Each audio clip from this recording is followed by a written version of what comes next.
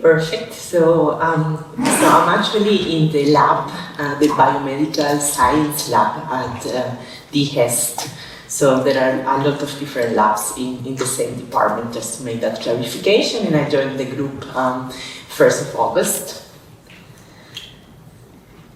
Good. Before, I was head of robotics and sports and CTO of FAMET, Switzerland. There's a chain of rehabilitation clinics in Switzerland with neurological rehabilitation, cardiovascular rehabilitation, geriatric rehabilitation, musculoskeletal rehabilitation, and others.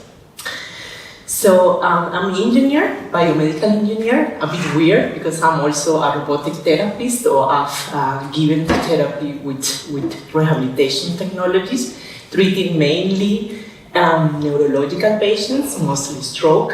So I led this project, building this beautiful center that you see here, where we integrate exoskeletons like the exobionics, locomats, some soft exosuits, and then we move towards more devices to train balance and strength training, endurance, like Semial or other MTT or medical training therapy devices. So we grew a lot. We motivated a lot of therapists to move into the field of robotics, to use technologies, because we can treat patients more efficiently, a lot more intense with these technologies. And the same counts for our robotics for the upper extremities. So the goal here is to combine conventional therapy with robotics to improve outcomes in neurological patients. Of course, for those who is indicated, for example, stroke patients want to walk again. So if we boost the amount of steps that they do, especially in the subacute phase, the chance that they become independent walkers again by combining conventional therapy and robotics is higher, 3 times higher than just giving a physiotherapy alone. So this is shown in the Cochrane reviews. There is the evidence out there, and what we did was to set up the room to follow this scientific evidence as close as possible, but of course taking on account the importance of the clinical daily life, which is, you have to treat as much patients as possible from 8 to 5 in the afternoon.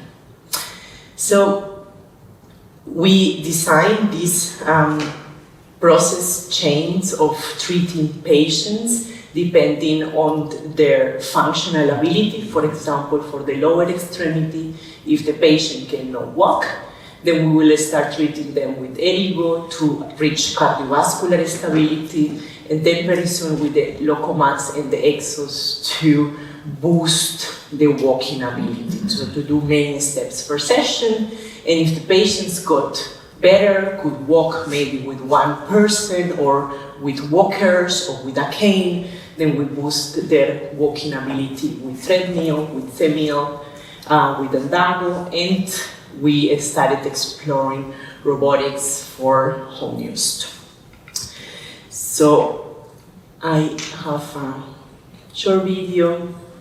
I don't know if maybe you have to click it or I just, you work with this, right?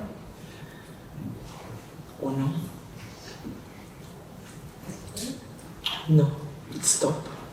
But I want to show, I think you are familiar with these kind of machines. Why did I bring it here? Because I will address some challenges and opportunities in a moment. The machines do a whole lot of work already, and they are very useful in the clinical setting. Yet we as therapists have to be there all the time to adjust the settings of the device, to modify the challenge of the task so that it's actually useful for the patient, that as he improves, we challenge him more and more. So here I come to that. What are the opportunities? So all these devices have already a certain degree of AI, basic AI, if we think of that, like automation and guidance, but not advanced AI. So they are not adapting yet, most of them, to the abilities of the patients if they improve. So we as therapists have to be quite attentive to adjust these devices all the time. Another point is the devices don't talk to each other and they don't talk to the EHR. So we are not bringing all this data together to learn if this patient with this prognosis is training this amount of minutes and with this type of therapy, are the outcomes improving or not? And I believe this can guide clinical decision making to a large degree. It's a challenge to come inpatient.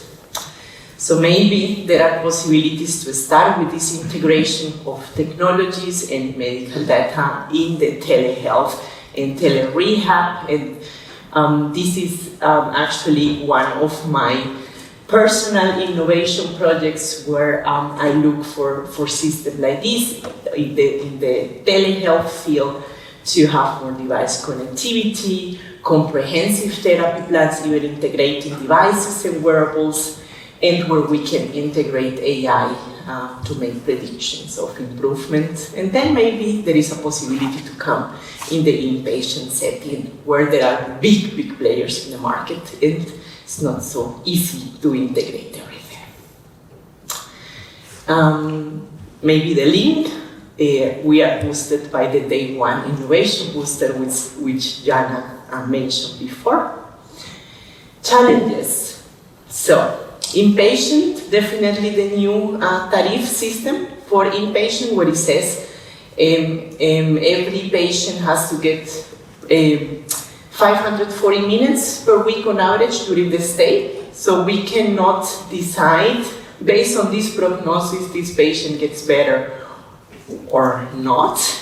We have to divide the resources equally among these patients. So we know AI and the state of art.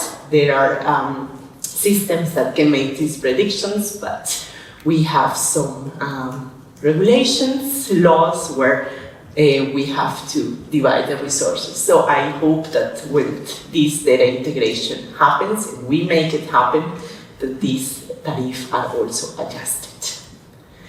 And for the home setting, definitely reimbursement is a big issue.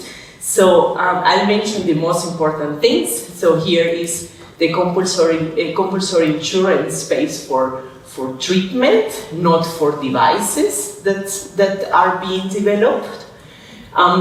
It takes time, 2 to 3 years to get approval by Swissmedic to get this scientifically validation, and also by the Federal Office of Public Health. We have to show if we develop a treatment that should be paid by the complementary insurance, and it has to be cost efficient, economical, effective, appropriate, and suitable. And if we go for something that is more on the field of prevention, so it will be more on the paid for the complementary insurance. Basically, we have de facto the same criteria, but the decision to pay for it depends on the insurer. So there are many rules according to the insurance chosen. And with this, I finish my presentation, and I'm happy to discuss any of the topics with you in the afternoon. Thank you very much, Diego.